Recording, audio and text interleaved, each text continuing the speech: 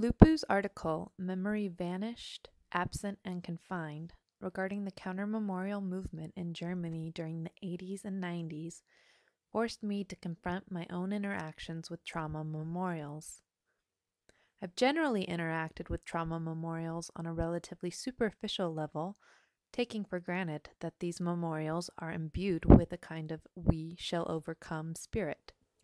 Take, for instance, my initial impressions of this photograph, depicting a spectator reaching up to touch a name on the Vietnam Memorial and the Washington Monument towering behind.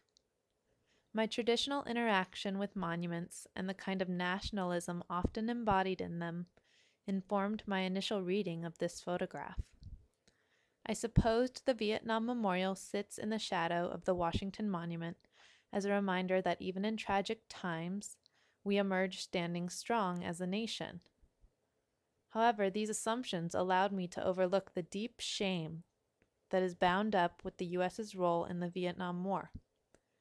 Lupu's discussion of the anti-redemptive qualities of counter-memorials forced me to reframe my perception of the Vietnam Memorial and view it in light of the counter-memorial's goals.